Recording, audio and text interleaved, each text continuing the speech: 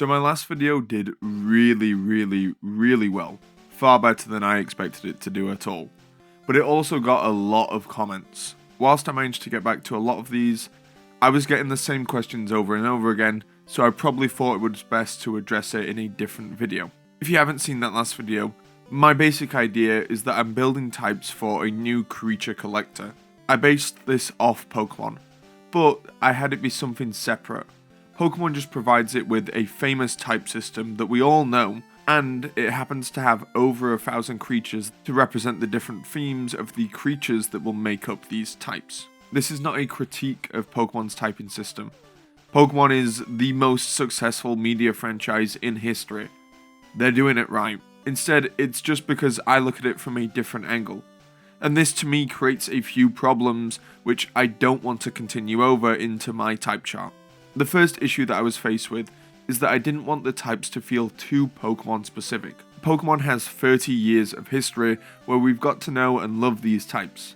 Types like the Dragon type or Fighting type feel very Pokemon-y, and I feel as though a lot of people would object to them just because, hey, they've always been in Pokemon. These types aren't necessarily going to fit, and I would advise you to try and take off some Pokemon fan goggles when watching this video because those types will not be there.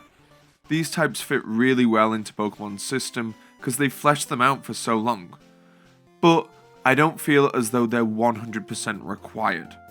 Some people who are definitely required are the members of the Crustacean Association, Bill B and Finnegan Cleary.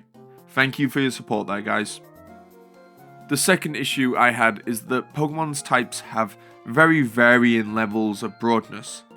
Some types can represent a wide array of things, and some types are pretty limited in what they can represent. I wanted to try and make it a little bit more even, with each type representing a roughly same amount of broadness. I definitely don't think every type should be exactly the same in numbers and how many resistances they have, but I do think it's something that Pokemon definitely has a lot of variance in. Both of these factors basically combine to create the third one, which is that some of the types just don't feel required. This is all about diluting down, and some of those types that are too Pokemon specific or too narrow in their scope really just wouldn't fit in this. Eventually, it resulted in these 12 types. Each type kind of has a link. This could be a link that they're quite similar, take nature and earth for example, or it could be a link in that they're the opposite, like light and dark. Immediately after the video, the first thing I wanted to change was the cold type. I instantly didn't like the name as soon as it was published. I had initially picked the name cold type as I wanted to get rid of the water connotations of ice. This would make it less a type of frozen water and more of a type of coldness, and cold seemed like a good name for that, but as many people pointed out, it lacked a wow factor. Some people also pointed out that it raised the question of why is there no heat type, even though I do think that these are slightly different. Even looking at Pokemon, the idea of heat is not just limited to fire types, whereas the idea of cold is much more ice centralized. I'm not saying it's entirely ice centralized, but I definitely think it's much more contained within a singular type. This is why I think Frost is a better option. Now, if you're currently writing your actually comment about how, well, Frost is technically just ice, then I don't know what to say because you're right, but I think it has far less connotations with being water related. Where I live, it doesn't snow very often, but it does get very frosty, so maybe this has influenced my decision. Frost to me feels much more like general cold than something more specific like ice. Ice is also a physical thing that you can touch, and I'm not saying that that's something that disqualifies it from being one of the types, but with it being an object, to me it feels a little less inclusive. The second change was something I had debated before making the video. A lot of people pointed it out, and I decided to tip in their favour. Ghost is kind of specific. It has the connotations of supernatural entities out to scare you, and I think that that's pretty limiting. There are only so many ways that you can iterate on that, especially if you're going to have another type also associated with evil.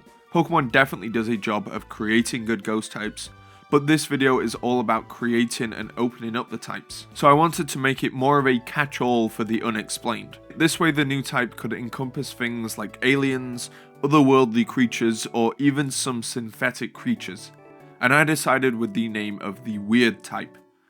A lot of names could go for this. Supernatural I thought was a little bit too mystical, and abnormal could work, but I like weird the most. I also think that this definitely helps it to feel more like the counterpart to the normal type. One is your generic thing, and one is your out of this world, completely weird thing. With those two changes made, I want to address some of the main comments that I got.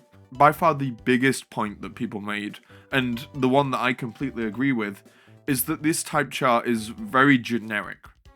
And that's kind of the point that I was going for. When you're diluting types, this is always going to be the case. And in many ways, this was the goal.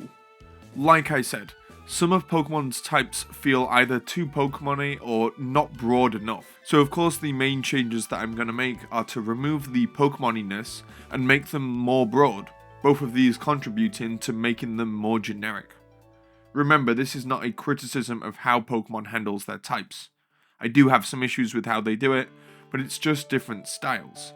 The reason why I wanted to handle a more generic type chart is because it introduces a new way to deal with how types function and play. Sometimes in Pokemon, I do feel as though some types can be a little one note. Most types only have 2 or 3 viable moves that are widely available and make up the core of the type. A great example of this is the Bug type, or the Bug type, because a lot of Americans just don't seem to understand me when I say the word bug. The Bug type is an incredibly move-heavy type, and there are only a few good moves that make up the archetypes of this type. If you don't learn one of these moves, or there is a Pokemon who learns these moves but is better than you, you're pretty much out of luck as a Bug type. Making more broad and generic types, which include a greater range within them, have the ability for you to play around a little more with the inter-type mechanics. Water doesn't just have to have attacks that are entirely based around just shooting water. Because there's no poison type, they can have moves based around pollution, or sludge-based moves. These have completely different playstyles and feels to the water type, but could still be under that umbrella of water type. It doesn't just have to apply to moves, however. The creatures themselves can be more varied. More generic types means that yes, there are less types, but what you can do with them is much more varied. I've been on a bit of a TF2 kick recently, and I kind of see this relationship with how that game relates with Overwatch. In Overwatch, pretty much every playstyle is catered to by a specific hero. If you want to play a healer, for example, what kind do you want to play? Do you want to play a long-range hero, a short-range one? One who focuses on single healing or group healing? Each of these archetypes is a different hero, much like how in Pokemon, each of these archetypes is a different type.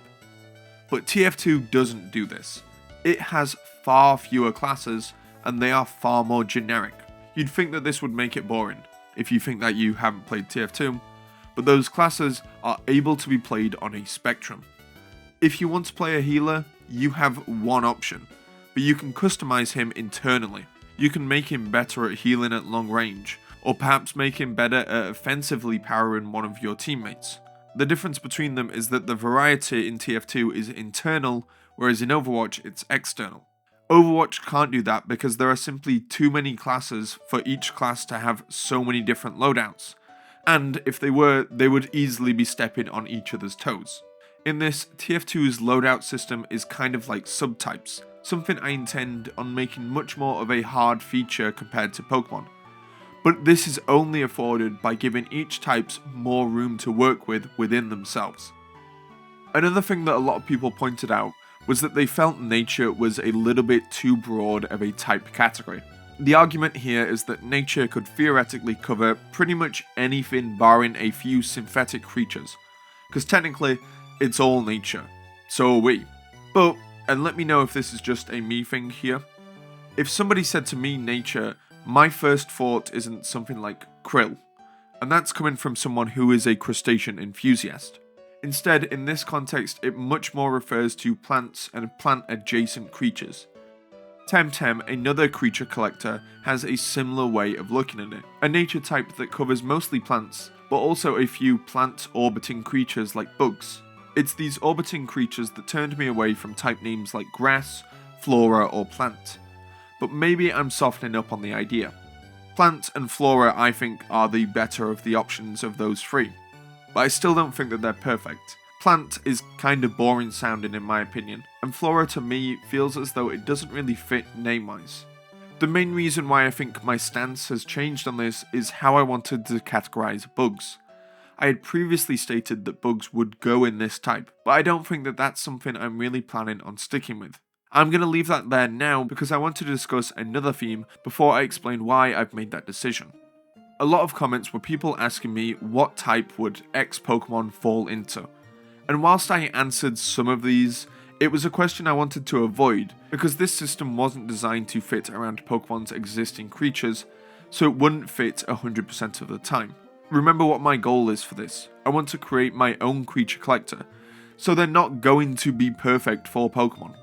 Pokemon as a franchise has 30 years of history to pull from, and because of this, its types have influenced the creatures that it has. Because Pokemon has a fighting type, they have to continuously create fighting Pokemon. If Pokemon didn't have a fighting type, would they have explored this theme as much as they have? I don't think so. This is the case across a lot of Pokemon specific types. I'm not saying that they're bad types or bad Pokemon, but they pushed Pokemon down specific design trends, which is kind of a good thing. It creates a lot of creativity in having to come up with new ideas for somewhat limited types, but it also fills up the Pokédex with a lot of dragons, poisonous creatures, and bugs that really exist to fill out these types. If you don't have these types, you don't necessarily need to make many of these Pokemon. You don't have to make a generic bug that doesn't fit into any of your categories. Instead, you just make one that does fit into your category. This is why my opinion on bug has changed. Whereas before I stated I would like it to go with the plant-like type, I really don't think it needs to be confined to a type. I still think some of the more generic woodland bugs, perhaps one entangled with plants, could go here, but they don't have to. Not every bug has to go in this type. It's why I've softened to the idea of a plant type or a flora type. Although deep down I do still prefer nature. I'll probably make a poll to see what other people think of this. This trend with bug is really one of the main themes that I realised in this type system compared to Pokemon. A lot of Pokemon's types would instead run as underlying themes that are not type specific, acting much more like move categories in how current Pokemon works. This really helps in the idea that I talked about earlier, where the types can be much more varied and you can even have some themes which go across multiple different types. It just helps them be fleshed out a little bit more. Did this video create more questions or answers for you? I figured it was much better to do as a video rather than reply to the same comments over and over again. But did you enjoy it? If you did, I would really appreciate leaving a like. I'd also like to say a huge thank you to everybody because we just hit 5,000 subscribers and that is absolutely amazing. Anybody who's watched, commented, liked or subscribed, thank you so much. And goodbye.